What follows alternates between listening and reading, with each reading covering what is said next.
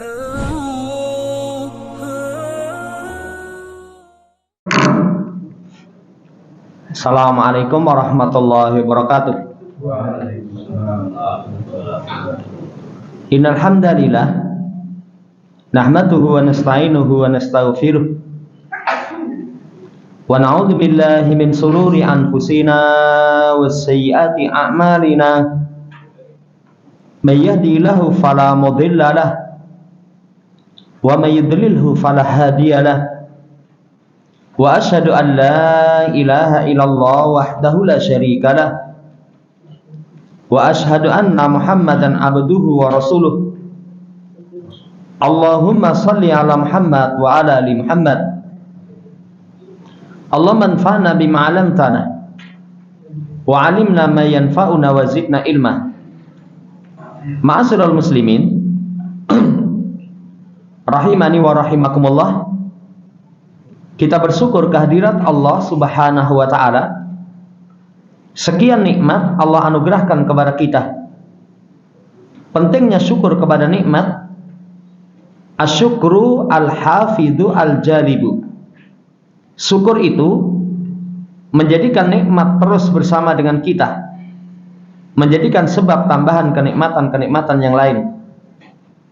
Salawat dan salam semoga terus senantiasa tercurah kepada junjungan Nabi kita Muhammad sallallahu alaihi wasallam, keluarganya, para sahabat, dan kepada segenap kaum muslimin yang menjadikan beliau sebagai panutan dalam mengarungi kehidupan dunia hingga datangnya yaumul qiyamah. Ma'asyiral muslimin rahimani wa rahimakumullah. Pagi hari ini kita akan sampaikan ciri-ciri orang yang cerdas. Akal merupakan anugerah yang besar. Sampai kata Aisyah radhiyallahu taala anha, qad aflaha man ja'alallahu lahu aqla.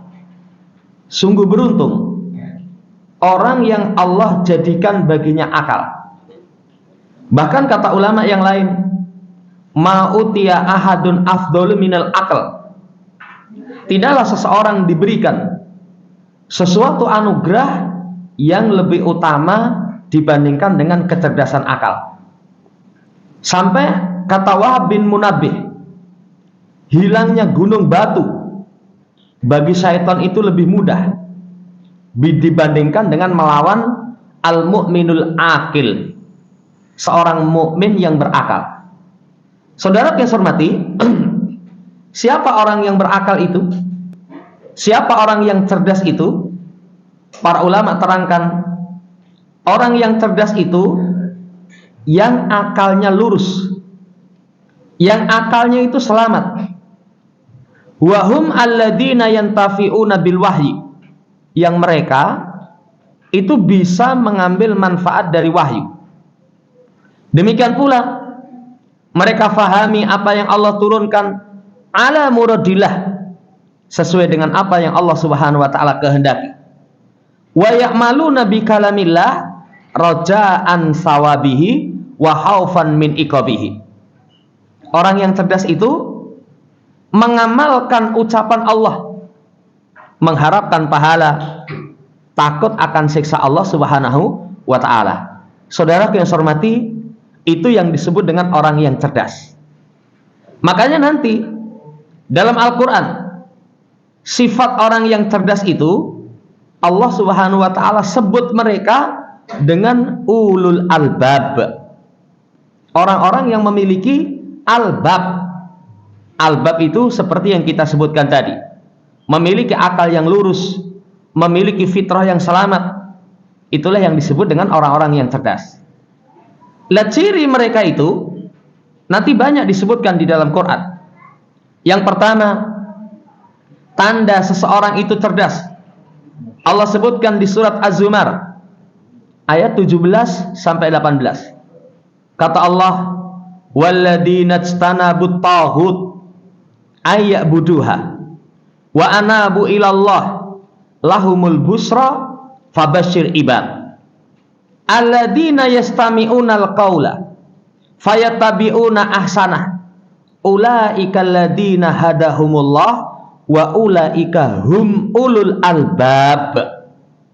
Kata Allah Subhanahu wa taala, orang-orang yang meninggalkan tauhid untuk mereka sembah, kemudian mereka kembali kepada Allah Subhanahu wa taala, bagi mereka kabar gembira, kasih kabar gembira kepada hamba-hamba yang mendengarkan ucapan. Diterangkan di dalam tafsir, ucapan di sini adalah Al-Qur'anul Karim. Yang mereka memperhatikan ucapan kemudian mengikuti yang terbaik, mereka itulah orang yang mendapatkan hidayah, yang Allah kasih kepada mereka hidayah. Mereka itulah hum ulul albab. Syahid dari ayat ini, jamaah hormati, Allah sebut mereka itu ulul albab, orang-orang yang cerdas, orang-orang yang berakal. Allah sebut mereka ini ulaika alladziina hadahumullah, yang Allah memberikan kepada mereka hidayah. Dalam ayat ini ciri mereka ada dua. Pertama, ijtanabut taghut ayyabuduha wa anabu ilallahi. Sifat yang pertama, ciri mereka yang pertama itu meninggalkan taghut untuk mereka sembah dan hanya kembali kepada Allah Subhanahu wa taala. Saudara yang saya hormati, apa yang disebut dengan taghut? Yang disebut dengan taghut itu kata Imam Al-Qayyim, kullun ma tajawazal abdu bihi haddahu min ma'budin au matbu'in au muta'in. Setiap hamba yang melampaui batasan hamba. Kalau seorang hamba harusnya menyembah kepada Allah Subhanahu wa taala, harusnya taat kepada Allah, harusnya mengikuti Rasulullah sallallahu alaihi wasallam, kok melampaui batas dengan disembah, diikuti, ditaati, itulah yang disebut dengan taghut. Dan taghut ini nanti kata para ulama, jamaah hormati, tokohnya ada 5. Ini perlu dipahami supaya orang nanti disebut orang yang berakal, orang yang cerdas. Ijtanabut taghut. Taghut itu tokohnya ada 5. Kata Syekh Muhammad bin Abdul Wahab, pertama iblis. Iblis berarti orang yang berakal, sama sekali dia tidak akan mengikuti seruan syaitan. Syaitan itu menyeru kepada perkara yang mungkar, menyeru supaya melakukan, menyeru kepada perkara yang mungkar, menyeru supaya meninggalkan perkara yang ma'ruf. Itu syaitan. Mereka meninggalkan taghut, meninggalkan syaitan. Kemudian yang kedua, yang disebut dengan taghut itu yang disembah sementara dia ridha. Semua sesembahan selain Allah Subhanahu wa taala dia tinggalkan. Dan ini akidah. Dan ini akidah. Dan inilah saudara yang saya hormati makna la ilaha illallah. La ilaha illallah, la ikraha fid din. Qad tabayyana rusydu minal ghayy. Faman yakfur bit taghut wa yu'min billah. Siapa yang kufur kepada taghut, beriman kepada Allah Subhanahu wa taala, mereka tinggalkan semua sesembahan selain Allah Subhanahu wa taala. Yang ketiga, taghut itu adalah manda'an nas ila ibadati nafsi. Siapa yang menyeru manusia untuk menyembah dirinya. Hayo minta kepadaku, aku memiliki jannah, nanti aku bisa memasukkan siapapun ke dalam jannah. Ngajak orang menyembah dirinya. Ini mereka tinggalkan. Mereka tinggalkan. Kalau para ulama kasih contoh, sebagaimana tokoh-tokoh kuburiyun, tokoh-tokoh sufiyah, yang mereka mengajak orang untuk menyembah dirinya. Itu mereka tinggalkan. Kemudian tokohnya taghut itu manda'a syai'an min ilmil ghaib. Siapa yang menyeru, mendakwa sesuatu dari perkara yang gaib. Perkara yang gaib itu kapan terjadinya kiamat, hujan mana yang turun memberikan barokah, kemudian apa yang terjadi dalam kandungan, kemudian di bumi mana seseorang mati, kemudian apa yang terjadi esok. Orang yang berakal, dia tidak akan mempercayai semua orang yang mendakwa tahu perkara gaib. Dari kalangan ramalin, tukang ramal, dari kalangan dukun-dukun, semuanya mereka itu tidak akan percaya kepada mereka. Mereka meninggalkan taghut. Yang terakhir, siapa yang berhukum dengan selain apa yang Allah turunkan, diyakini hukum itu lebih baik daripada Quran, hukum itu kedudukannya sama dengan hukum Allah Subhanahu wa taala, diyakini boleh, mereka tinggalkan. Hiasi diri kita dengan meninggalkan taghut untuk disembah. Itu baru dikatakan orang yang cerdas. Karena bagaimana mungkin orang dikatakan cerdas kalau mereka masih menyembah sembahan selain Allah Subhanahu wa taala? Bagaimana mungkin berakal? Coba lihat di masa Nabiullah Ibrahim alaihissalam. Kisah beliau itu memberikan pelajaran yang luar biasa. Ketika beliau diperintahkan orang tuanya untuk menjual berhala, kemudian dirinya kehausan, minum. Beliau ngomong sama berhalanya itu, kamu gak haus ya? Kami saja kehausan. Kalau orang berakal gak memiliki, saudara yang saya hormati, kemampuan apa-apa, kok disembah? Di mana akal kamu? Di mana akal kamu? Demikian pula ketika beliau membuka pola pikir masyarakatnya. Kan ketika awal dakwah, seluruh penduduk negeri itu kufur. Diterangkan cuma 3 orang yang beriman kepada Allah Subhanahu wa taala. Awal dakwah, beliau, istrinya, kemudian keponakannya Nabiullah Lut alaihissalam, tapi di daerah yang lain. Ketika mendakwai kaumnya ketika itu, pas ada acara, kemudian sesembahan kaumnya itu ditinggalkan. Beliau diajak, nggak ikut acara. Kata beliau sakit. Kemudian beliau mendatangi tempat berhala itu, semua berhala itu dihancurkan kecuali yang paling besar. Kemudian alat penghancurnya ditaruh pada berhala yang paling besar. Kemudian ditinggal. Begitu kaumnya pulang, kondisinya marah, melihat Tuhan-Tuhan mereka semuanya hancur. Kemudian mereka pun kasak kusuk. Ini pasti kelakuan Ibrahim alaihissalam. Akhirnya dipanggil. Kemudian Ibrahim ditanya di hadapan berhala-berhala itu, Ibrahim, kamu yang lakukan ini? Apa jawaban Ibrahim? Jawaban membuka pola pikir kedunguhan kaumnya dengan mengatakan, bal fa'alahum kabiruhum hadza. Bahkan yang melakukan yang paling besar ini. Ya, coba tanya. Hei Tuhan, kamu yang lakukan ya? Kamu yang lakukan. Mana mungkin bisa menjawab. Saudara yang saya hormati, orang yang cerdas itu meninggalkan taghut. Orang yang cerdas itu anabu ilallah. Mereka kembali kepada Allah Subhanahu wa taala. Apa itu inabah? Inabah itu, saudara yang saya hormati, kembali kepada Allah dengan melakukan taubat. Kembali kepada Allah, meninggalkan maksiat menuju ketaatan. Itu disebut inabah.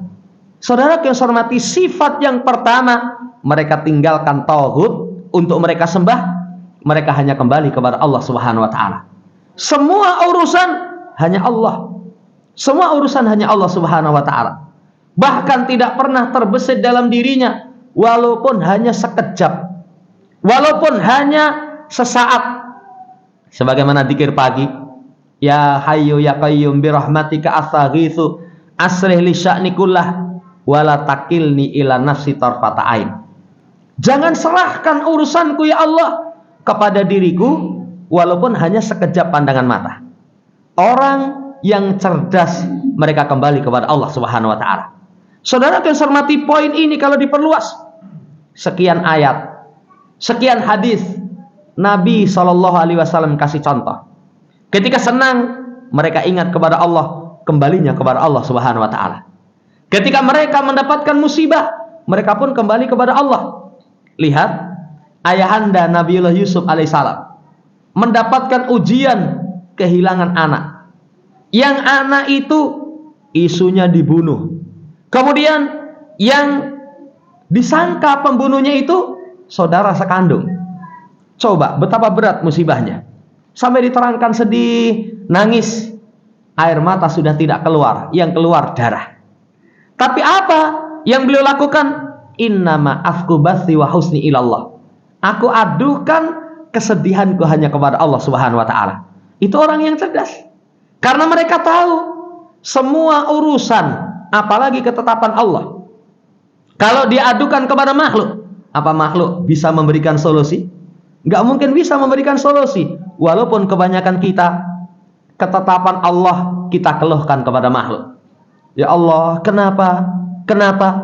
Diberikan bermacam ujian ketetapan, bukan ngadu sama Allah, tapi Allah diadukan kepada makhluk.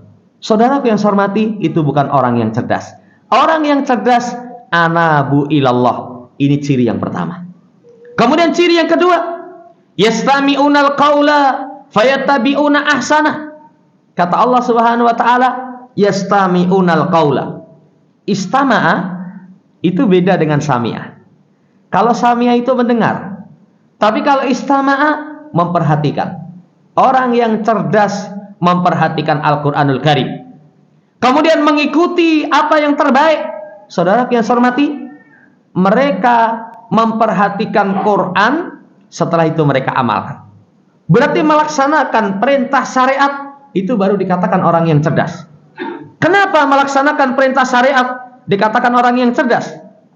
Aturan ini datang dari sisi Allah Subhanahu wa taala. Allah paling tahu tentang kemaslahatan hambanya. Cuman kadang kita keliru. Kalau urusan yang bersifat duniawi, Masya Allah, manut gitu, gak berani menyelisihi. Satu misal, seseorang punya kendaraan. Kendaraan dia itu ada buku penggunaan yang benar.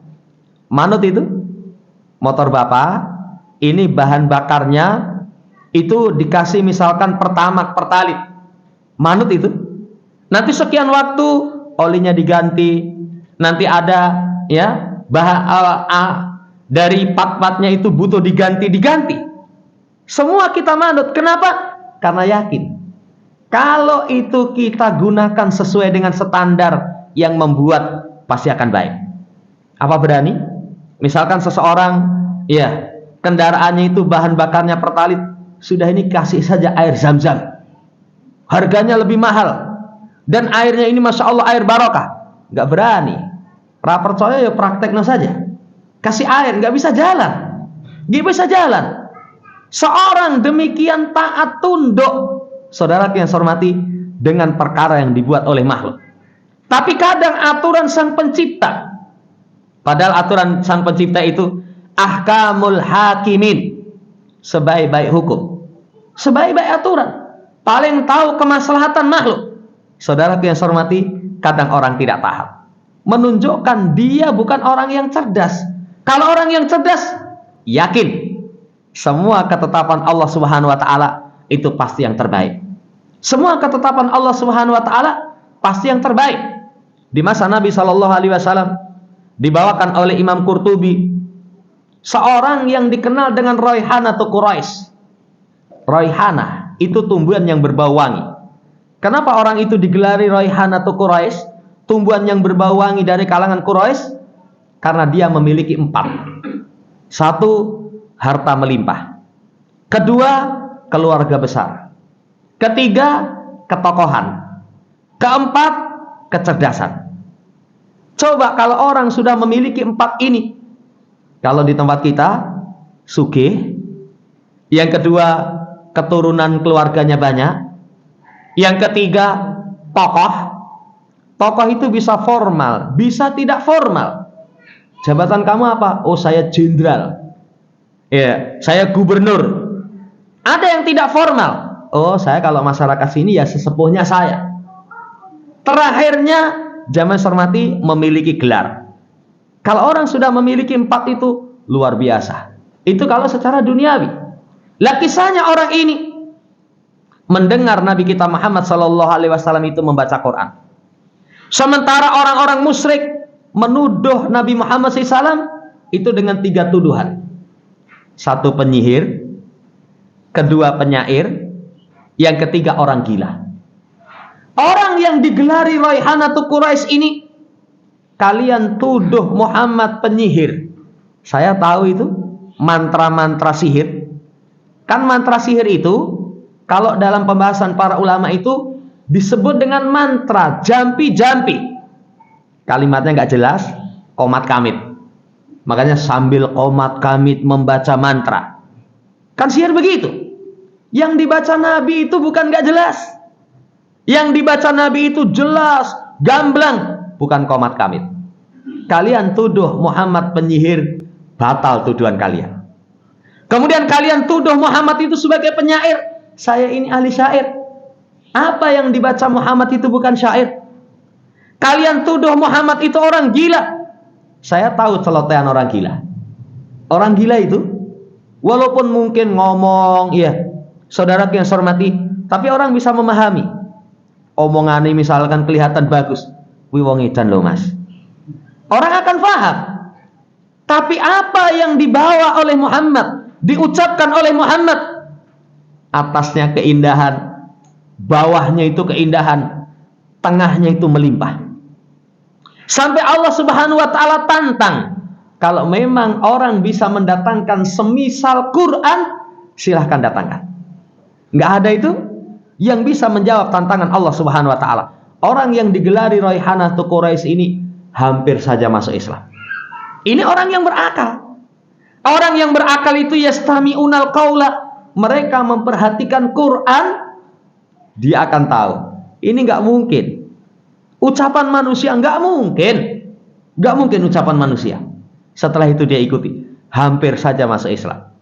Tapi karena berteman dengan Abu Jahal, akhirnya Abu Jahal membuat makar supaya orang ini tidak masuk Islam. Direndahkan, dihina orang ini. Katanya, isunya kamu mencari remukan makanan di tempatnya Muhammad. Ini orang-orang Quraisy sudah mengumpulkan harta untuk masa tua kamu, gue pensiunan kamu. Coba, orang kaya disintir, disendir berkaitan dengan urusan makan. Apa enggak menyakitkan sekali? Akhirnya orang ini kembali kufur. Tapi saudaraku yang saya hormati, orang yang cerdas yastami'unal qaula. Mereka memperhatikan ucapan Allah Subhanahu wa taala.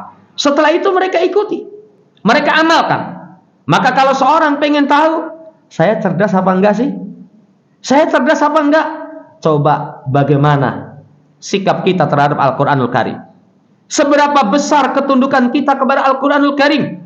Kalau kita sudah memperhatikan Quran, kemudian fayatabi'una ahsanah, itu alamat orang yang cerdas. Poin yang kedua, berdasarkan surat Az-Zumar ayat 17 sampai 18, itu faedahnya seperti itu. Kemudian poin yang ketiga, saudara yang saya hormati, ciri orang yang cerdas itu membekali dirinya dengan ketakwaan kepada Allah Subhanahu wa taala.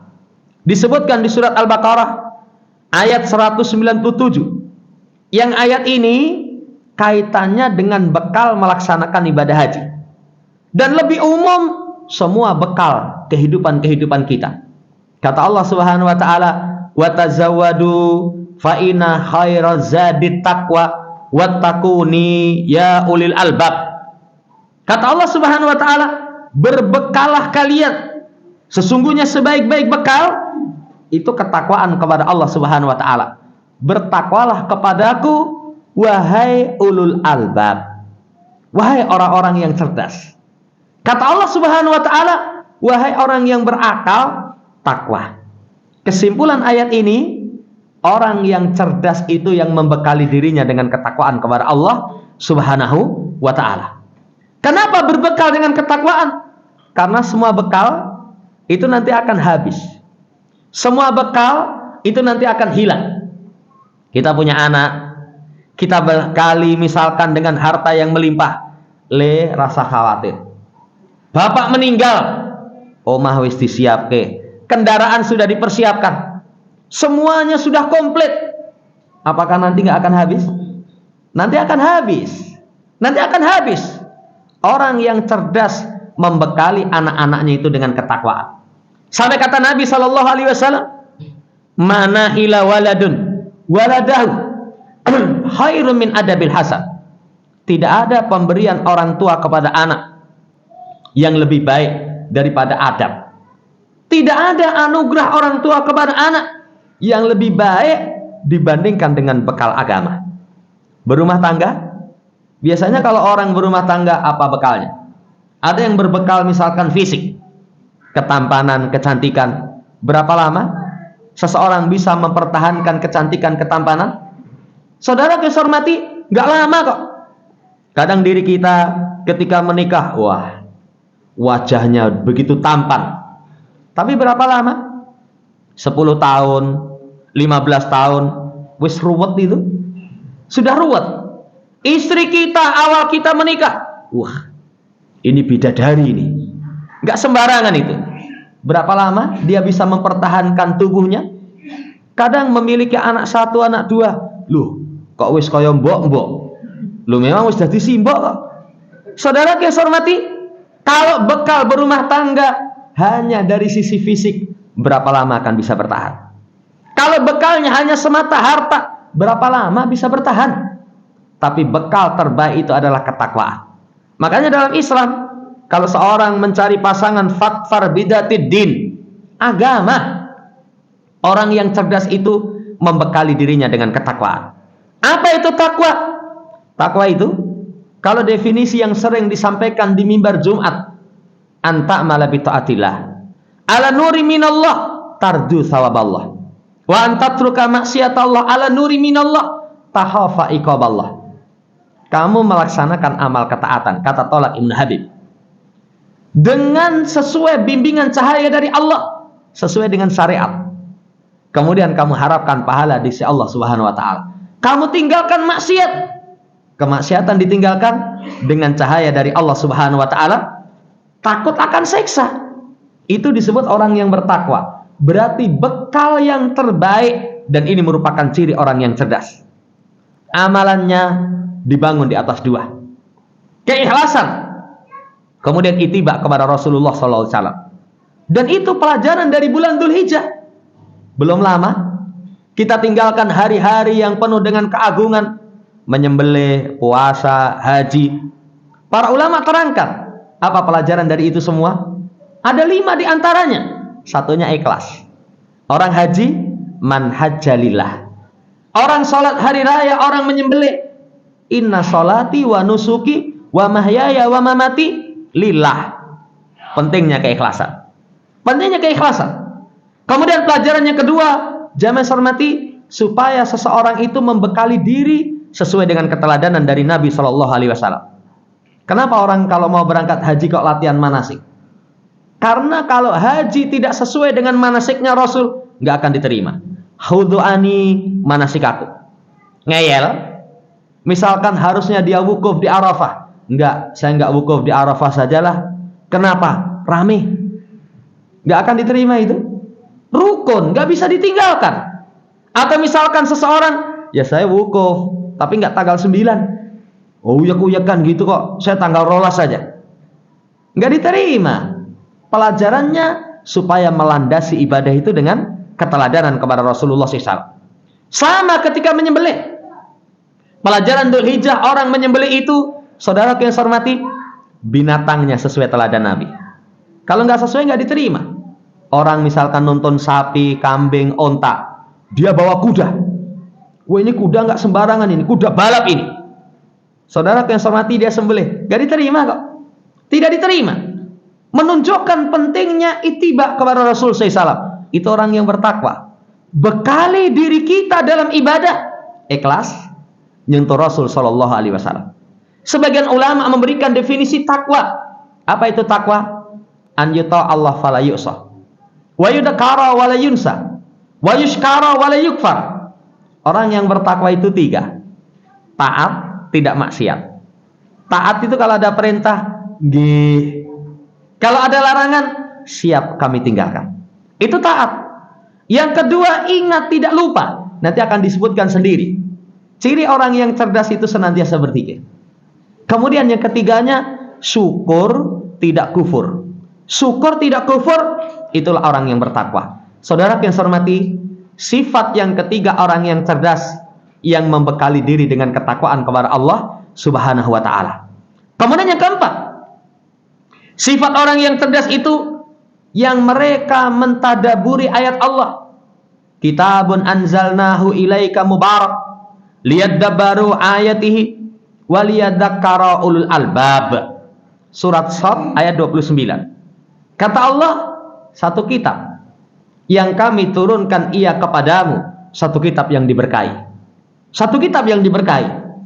Sebelum kita lanjut, ketika Allah mensifati Quran itu kitabun mubarak, Orang berharap barokah. Kalau berharap mendapatkan keberkahan, saudaraku yang saya hormati, salah satunya perhatian kepada Quran. Salah satunya perhatian kepada Quran. Keberkahan, kebaikan dari Quran itu sepanjang masa. Khairukum man ta'allamal Qur'ana wa 'allama. Sebaik-baik kalian, bukan hanya baik, tapi terbaik. Siapa yang belajar Quran, mengajarkan Quran. Itu sumber keberkahan. Kemudian untuk mereka tadaburi ayatnya supaya menjadi ingat ulul albab. Orang yang cerdas itu sifat mereka mentadaburi Quran. Sifat mereka mentadaburi Quran. Apa yang dimaksud dengan mentadaburi?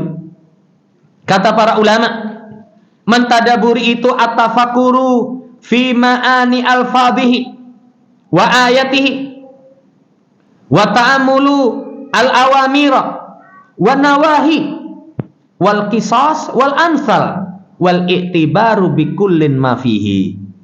Mentadaburi itu satu, merenungkan makna lafaz, makna ayat. Ayatnya direnungkan. Ini orang yang cerdas. Kalau seseorang mau merenungkan ayat Allah Subhanahu wa taala, Masya Allah. Kemudian memperhatikan perintah, memperhatikan larangan. Perintahnya diperhatikan, larangannya diperhatikan. Memperhatikan kisah-kisah, permisalan-permisalan. Setelah itu wal i'tibaru bikulin ma fihi. Mengambil pelajaran dari apa yang di dalamnya. Mengambil pelajaran dari apa yang di dalamnya. Itu baru disebut orang yang cerdas. Saudara yang saya hormati, perhatikan. Ciri orang yang cerdas, akalnya bukan dipakai untuk menghukumi. Kan sekarang ada akal itu yang dipakai untuk menghukumi. Untuk menghukumi. Katanya kebenaran itu bukan Quran dan hadis, tapi akalmu. Akal bukan seperti itu. Kata Ali bin Abi Thalib ketika beliau membawakan ucapan Nabi Shallallahu Alaihi Wasallam berkaitan dengan mengusap khuf. Kan kalau kita wudu, setelah wudu memakai khuf. Khuf itu kayak kaos kaki yang terbuat dari kulit. Ya, tertutup bagian wudu, bagian kakinya. Setelah itu kita pakai itu. Nanti kalau batal wudu lagi, itu kaos kaki boleh tidak lepas, cukup diusap. Apa yang diusap? Bagian mana yang diusap? Bagian atas. Kata Ali bin Abi Thalib, "Lau kana dinu bi ra'yi, lakana asfalul haufi aula bil masi min a'lahu." Kalau agama itu patokannya akal. Bagian bawah kaos kaki lebih layak diusap dibandingkan dengan atasnya. Dibandingkan dengan atasnya. Kalau kita pakai kaos kaki, pakai sepatu, yang dipakai nginjak atas atau bawah? Bawah. Kita pakai jalan bawah. Kan yang kotor bagian bawah. Tapi kenapa kok diusap bagian atas? Itulah agama, bukan akal. Bukan akal. Bukan ketika seseorang kentut, lalu masuk ke kamar mandi, sebentar, saya mau cebok dulu. Loh kenapa cebok? Kentut. Enggak itu. Kalau seorang wudu kentut, cukup dengan mengulangi wudunya. Kenapa? Itulah agama, bukan akal. Lah orang yang cerdas itu akalnya bukan sebagai pengganti ketetapan syariat, tapi akalnya liyadabbaru ayatihi, untuk merenungkan, memikirkan kandungan-kandungan ayat, untuk memperhatikan ayat Allah Subhanahu wa taala.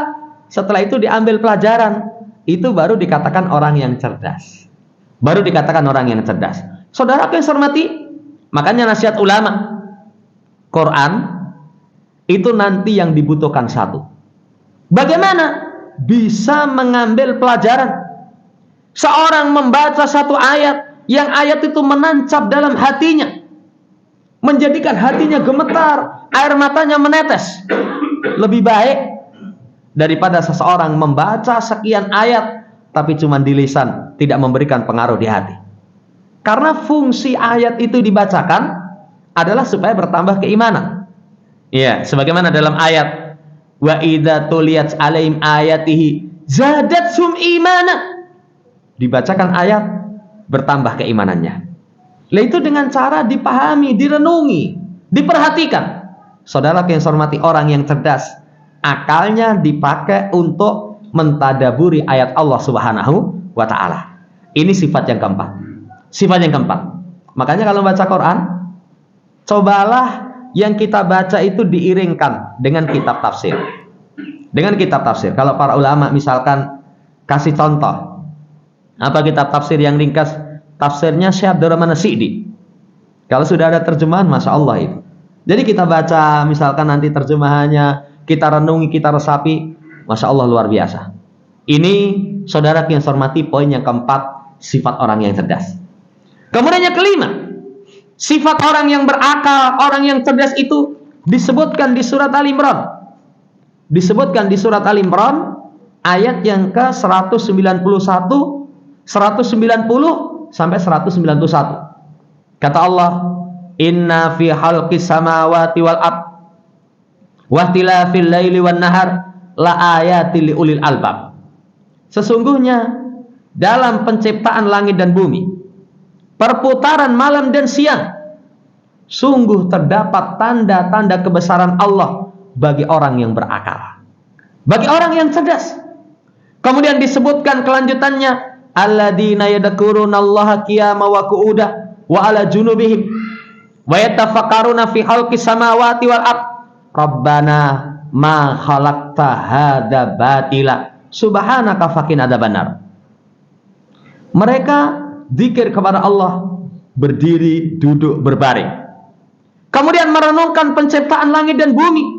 Setelah itu mereka katakan, "Ya Allah, kamu tidak ciptakan ini sia-sia." Jadi setelah mereka memperhatikan penciptaan langit dan bumi, keluar 3 kalimat. Apa 3 kalimat ini? Rabbana ma khalaqta hadza batila. Ya Allah, kamu tidak ciptakan ini sia-sia. Dia akan tahu semua penciptaan di langit dan di bumi itu ada hikmah. Itu ada hikmah. Bukan seperti orang yang dungu. Kenapa Allah ciptakan babi? Kalau babi itu haram. Kalau babi itu haram, kamu nggak yakin? Kalau kamu memiliki akal, kamu renungkan, kamu akan tahu. Di situ ada hikmah yang sangat besar. Di situ ada hikmah yang sangat besar. Kenapa Allah ciptakan? Kemarin itu saya dapat kiriman burung ini. Burung yang kalau telur itu dititipkan ke tempat yang lain. Saya lihat itu, masya Allah ya. Masya Allah. Jadi kalau telurnya itu dititipkan di tempat yang lain, netesnya lebih awal. Itu kalau sudah netes, masih indel itu dok liane itu disurungi biar hilang. Nanti kalau ada anak yang lain netes itu juga disurungi, dibuang. Sampai komentarnya itu, isi indil kok sudah jahat kayak gitu. Sudah jahat kayak gitu. Kalau orang tahu, orang yang berakal, ulul albab, dia akan katakan Rabbana ma khalaqta hadza batila. Bukan mengatakan, wah, burung kayak gini kok Allah ciptakan. Li hikmatin azimah, ada hikmah yang besar. Keluar kalimat pertama, ya Allah, kamu tidak ciptakan ini sia-sia. Yang kedua, Rabbana ma khalaqta hadza batila, subhanaka, maha suci Engkau ya Allah. Semakin ada pengagungan kepada Allah Subhanahu wa taala. Subhanallah. Subhanallah itu kalimat tauhid. Subhanallah itu kalimat tauhid. Karena kalau seorang mengucapkan subhanallah, berarti mensucikan Allah dari segala aib dan kekurangan. Segala aib dan kekurangan. Kalau Allah itu disucikan dari segala aib dan kekurangan, coba kembali kepada surat Al-Ikhlas.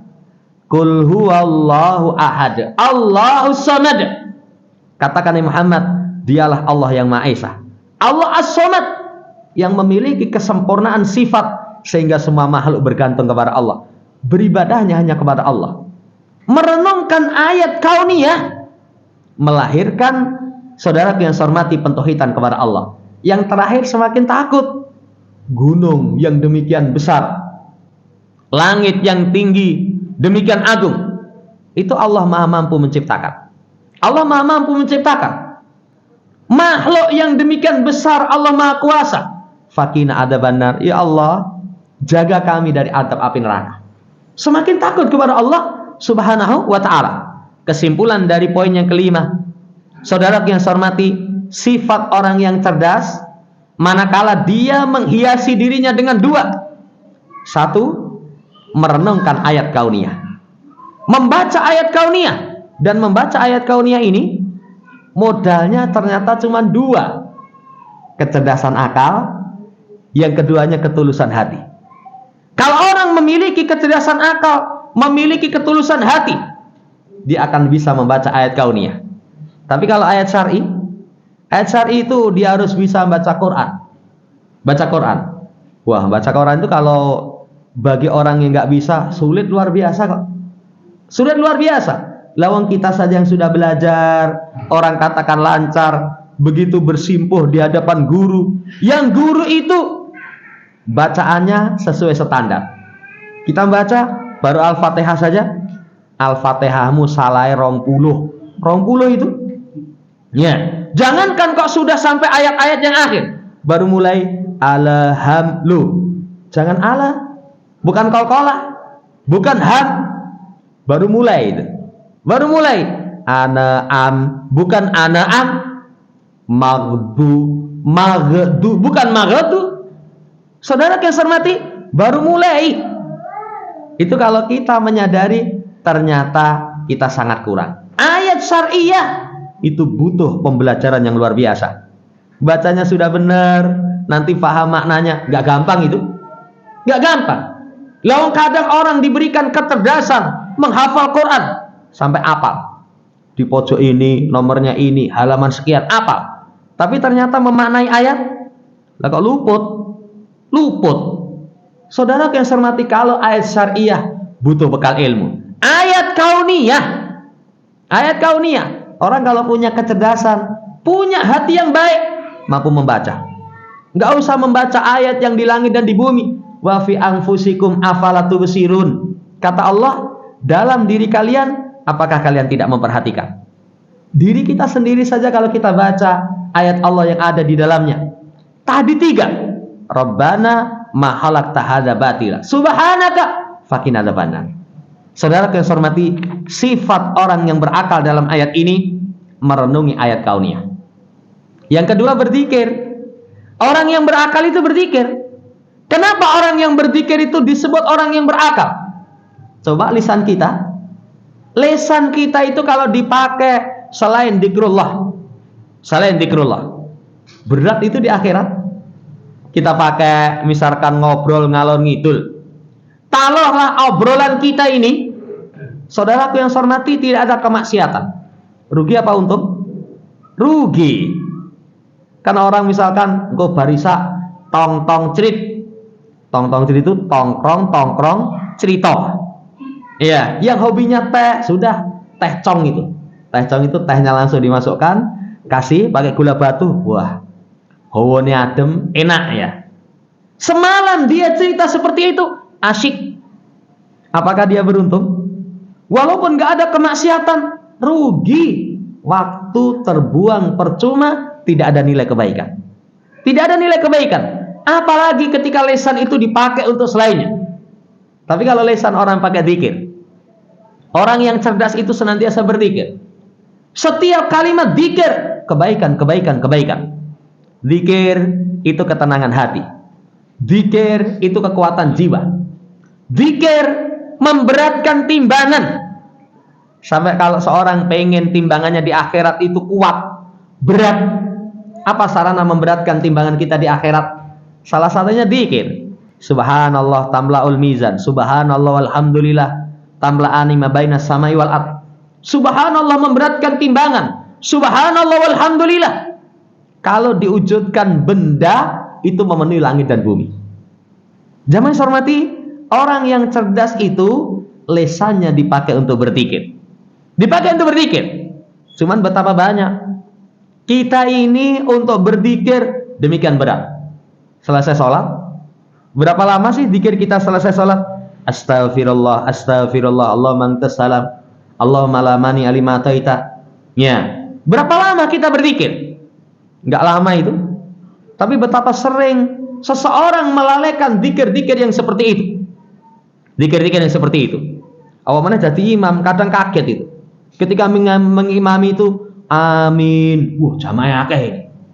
Ya, tapi begitu salam, selesai salam, kan kalau imam itu menghadap kiblat dulu sekedar dikiringan, menghadap jamaah. Bareng menghadap jamaah, belum dijamaah. Bar salam wis mencolot kabeh itu. Jangan-jangan tadi makmumnya jin, ora jin gitu lah. Dikir keseharian kita, ternyata kita sering lalaikan. Orang yang cerdas itu kalau dia gemar berzikir. Apalagi kalau dampaknya itu kelalaian zikir mengantarkan dia terkena sihir, terkena gangguan jin. Orang baru bingung itu. Kan sering orang, namanya manusia, kadang kena sihir. Kok bisa kena sihir? Lalai zikir. Saya teringat dulu itu sama sesepuh itu diingatkan terus. Ya. Dia katakan jangan lupa zikir. Sampai ulama itu pagi sore ada waktu-waktu yang mereka tidak mau diganggu. Dulu ada jamaah yang pernah menjadi sopirnya ulama. Jadi sopirnya ulama. Setiap sore ba'da asar, ulama itu dia tidak mau menerima tamu. Untuk apa? Adkarul masa, zikir sore. Ulul albab, orang yang cerdas, itu yang senantiasa berzikir kepada Allah Subhanahu wa ta'ala. Saudara yang saya hormati, ini ciri yang kelima. Kemudian ciri yang keenam, di antara ciri orang yang cerdas itu, laqad kana fi qasasim ibrah li ulil albab. Sungguh dalam kisah-kisah mereka itu ada pelajaran bagi orang yang berakal. Orang yang berakal ketika ada kisah mereka bisa ambil pelajaran.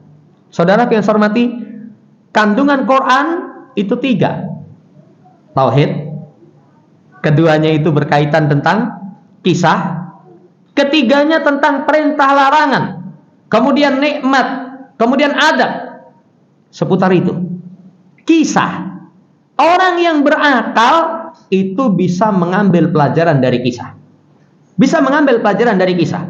Kalau kisah yang baik, contoh misalkan Nabiullah Yusuf alaihissalam mendapatkan ujian beruntun. Kan ujiannya berat. Ketika kecil itu dicemburui, dihasati sama saudara-saudara yang sekandung, sampai akhirnya itu dicemplung ke sumur. Cemplung ke sumur itu. Kemudian disebarkan bahwasannya, jamaah yang hormati, dimakan oleh serigala. Jadi serigalanya itu dibunuh, darahnya diambil, dioles-oleskan yang kelambini Yusuf. Difitnah. Masanya serigala ya. Biasanya yang dituduh itu kambing hitam. Ini serigala ini. Saudara yang hormati, ujian berat. Sampai setelah itu ditemu oleh orang yang dalam perjalanan, dijual. Coba bagaimana rasanya dijual. Dibeli oleh penguasa ketika itu.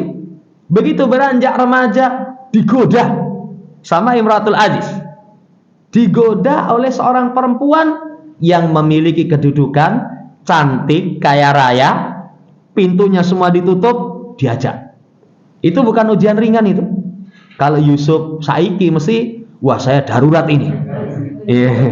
Kalau orang sekarang darurat katanya ya. Tapi beliau perhatikan, luar biasa ujiannya. Tapi akhir dari penderitaan yang terus berlanjut, beliau menjadi pembesar. Beliau diangkat sebagai utusan Allah Subhanahu wa ta'ala. Itu ibrah. Itu pelajaran.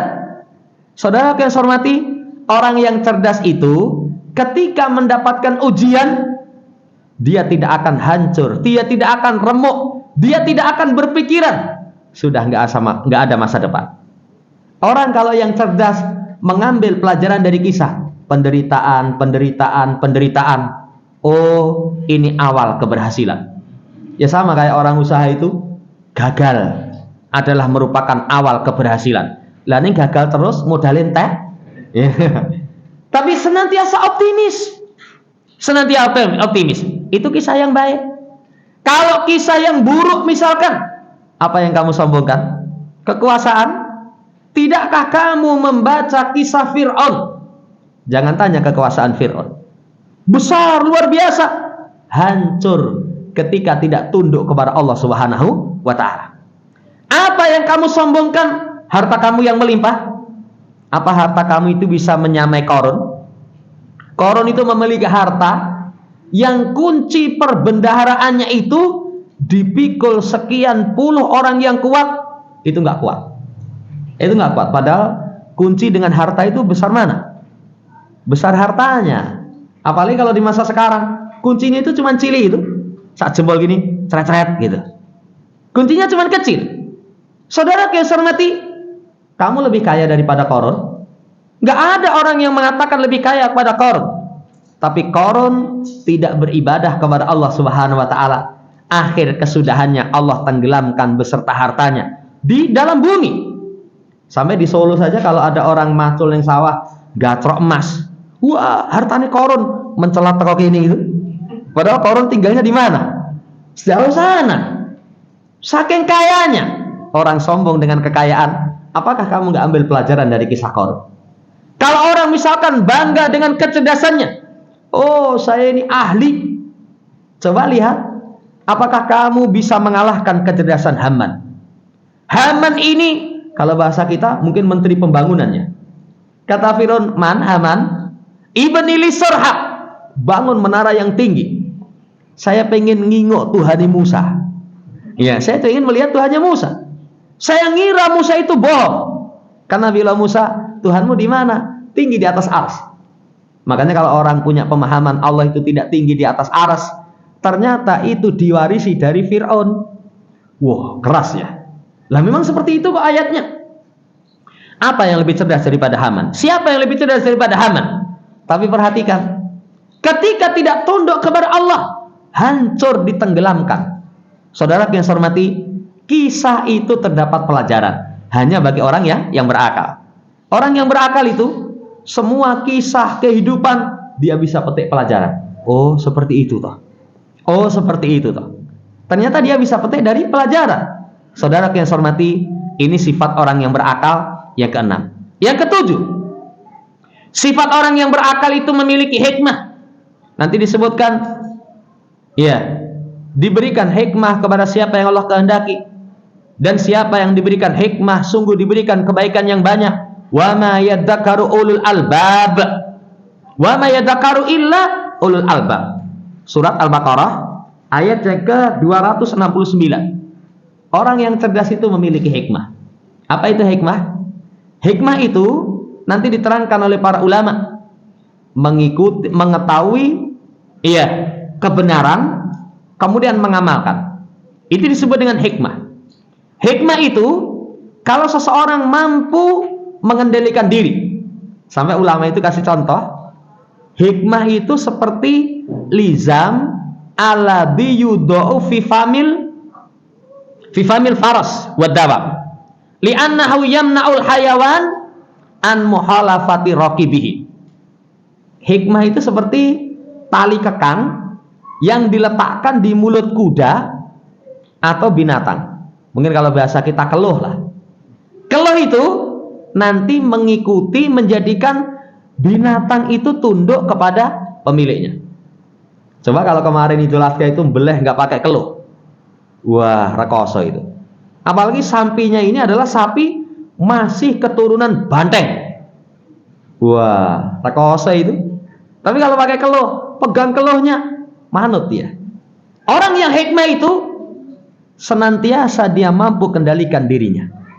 Orang yang hikmah itu adalah orang, jamaah hormati, yang sikapnya itu tepat. Itu orang yang hikmah. Lah orang yang berakal itu memiliki hikmah.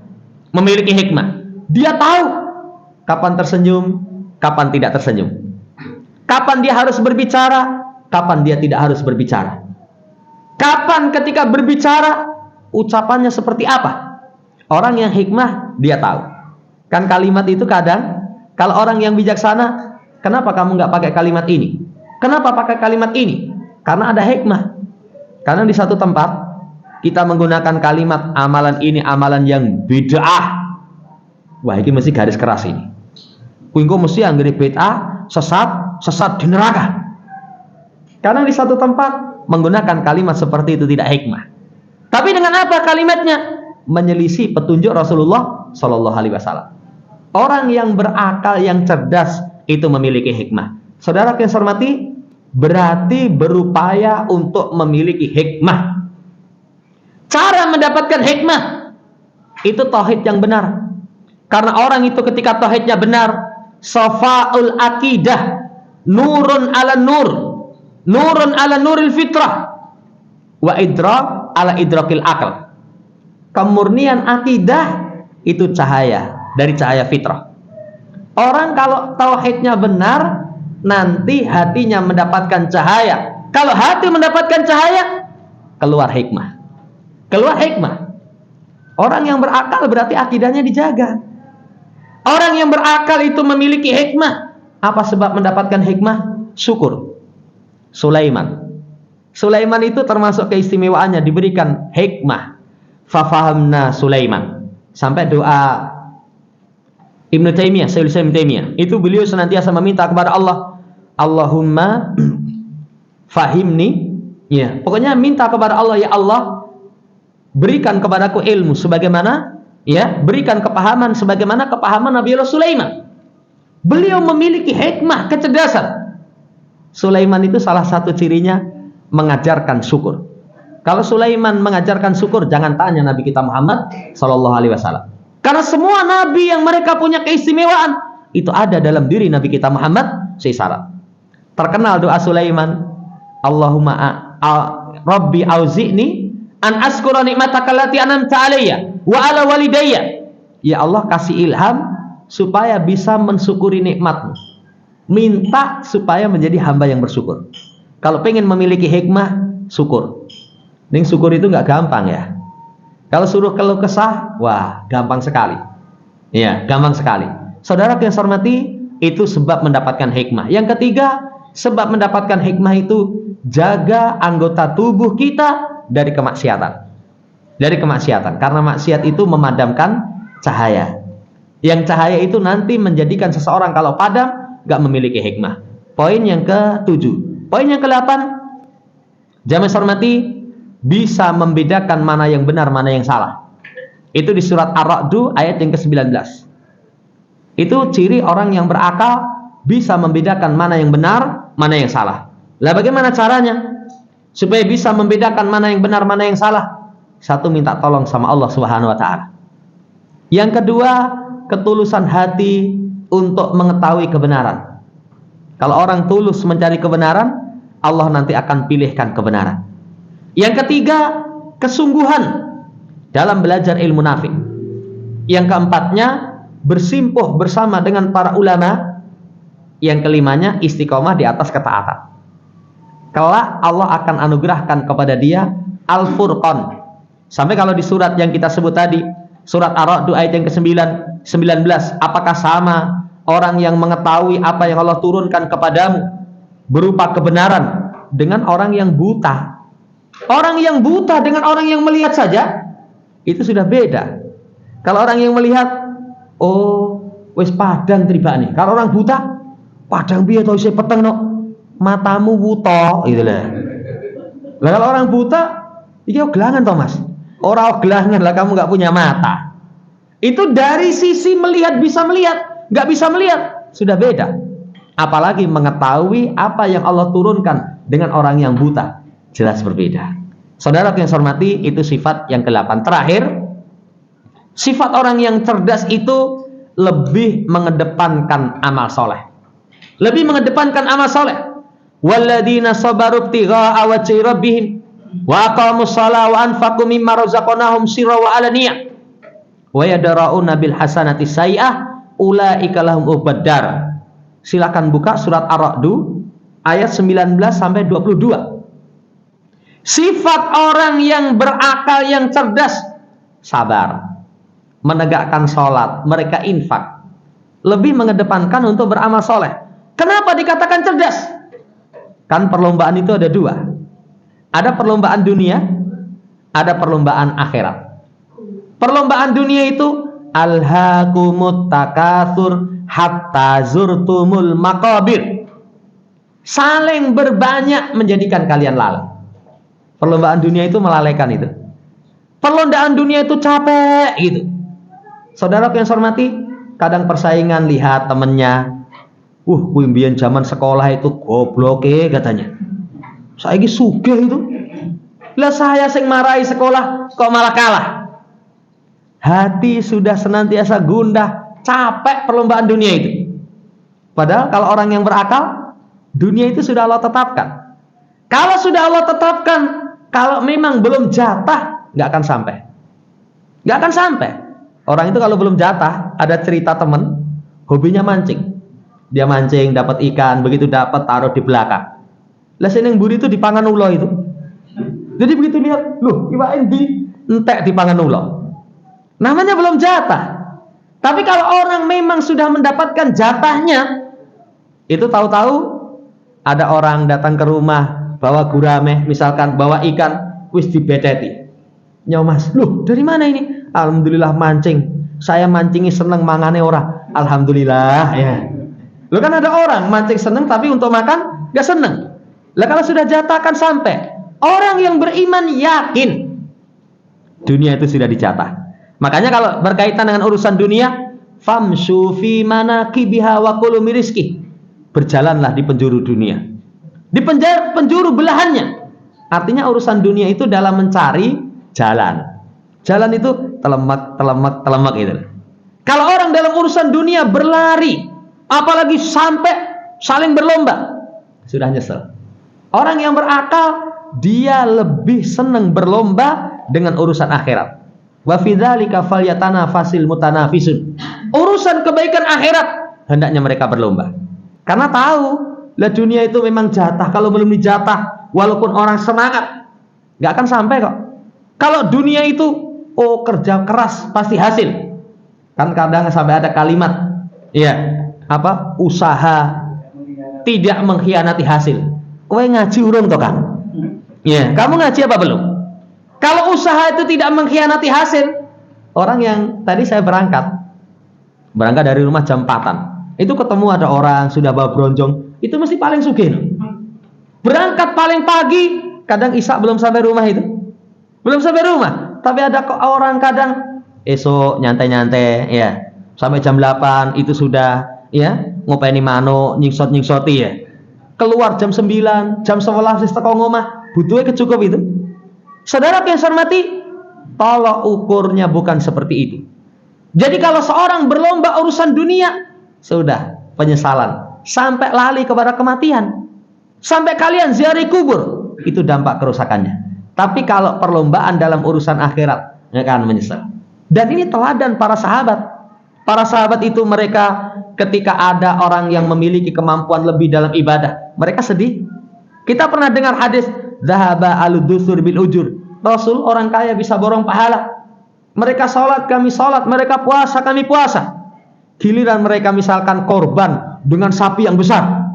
Ya, waduh, saya cuman korban perasaan. Ora sah. Korban itu binatang ternak, bukan perasaannya. Mereka bisa ibadah, kami nggak bisa. Kata Nabi, kalau begitu kamu dzikir. Dzikir itu bisa menyamai, ya, sedekah mereka. Akhirnya orang yang kaya tahu, oh dzikir pahalanya gede, melu dzikir lagi. Mereka ngadu lagi Rasul, mereka berzikir. Itulah karunia yang Allah berikan kepada sebagian kalian. Pendahulu kita, saudara yang saya hormati, perlombaan itu dalam amal ketaatan. Dalam amal ketaatan. Kalau seorang berlomba dengan amal ketaatan, baru dikatakan cerdas. Baru dikatakan cerdas. Kalau perlombaan berkaitan dengan urusan dunia, apa ada selesainya? Nggak ada selesainya. Nggak ada selesainya. Ada orang berlomba misalkan dalam urusan pasangan, ada orang berlomba misalkan dalam urusan rumah, orang berlomba dalam urusan kendaraan, nggak pernah puas. Manusia itu dalam urusan dunia tidak pernah puas, kecuali kalau sudah didulang dengan gelu. Gelu itu kalau orang Jawa kan lemah, dikepeli itu. Itu kalau sudah seperti itu, itu, maaf. Itu piye mas? Isi seneng kendaraan yang bagus. Wes ora, nggak mau itu. Baru berakhir perlombaan yang datang di akhirnya itu penyesalan. Jamaah hormati, ini 9 sifat berkaitan dengan orang yang cerdas. Semoga Allah berikan taufik sehingga kita digolongkan orang-orang yang ulul albab, sehingga bahagia fid dunya wal akhirah. Allahumma amin. Kurang dan lebihnya mohon dimaafkan. Barangkali ditanyakan.